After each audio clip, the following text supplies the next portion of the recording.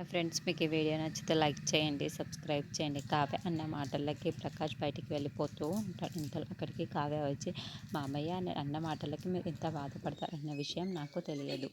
I'm sorry మామయ్య, మీరు ఎక్కడికి వెళ్ళడానికి వీల్లేదు, మీరు ఇక్కడ ఉండండి అని చెప్పేసి అంటుంది. ఆ మాట వినగానే అక్కడున్న ప్రకాష్ మాత్రం కావ్యను పట్టించుకోకుండా అక్కడి నుండి వెళ్ళిపోతూ ఉంటాడు. ఆ మాటలు వినగానే అవన్నీ అనేసి ఇప్పుడే రాయడానికి వచ్చావా అని చెప్పేసి అంటూ ఉంటాడు. ఆ మాటలు వినగానే అక్కడున్న కావ్య మాత్రం మామయ్య మీరు ఎక్కడికి వెళ్ళడానికి వీల్లేదు, ఇంట్లోనే ఉండాలి, మీరు ఇంత బాధపడుతున్నారు అనుకుంటే నేను అలా దాన్నే కాదు అని చెప్పేసి అంటాను. ఇంతలో అక్కడున్న ధాన్యలక్ష్మి మాత్రం గాయాలు చేసేసి రాయడానికి ఇప్పుడు వచ్చింది అని చెప్పేసి అంటాడు. అక్కడికి కావ్య దగ్గరికి రాజు వచ్చి ఎందుకు కావ్య అందరి ముందు ఇలా అవమానపడటం, అందరికీ అసలు విషయం ఏంటో చెప్పవచ్చు కదా అని చెప్పేసి అదే చేసిన దానిది నువ్వు చెప్పేసి ఎన్ని కష్టాలు ఏమి ఉండవు కదా అని చెప్పేసి అందరి దగ్గర అవమానాలు పడాల్సిన అవసరం ఉండదు కదా అని చెప్పేసి అంటూ ఉంటాడు.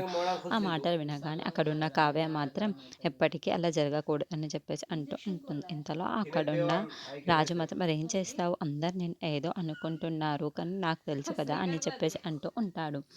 లేదండి, ఈ విషయం ఎప్పటికీ ఇంట్లో ఉన్న వాళ్ళకి తెలియకూడదు, తెలిస్తే మాత్రం వాళ్ళు ఏమైపోతారో నాకు తెలుసండి అని చెప్పేసి అంటూ ఉంటుంది.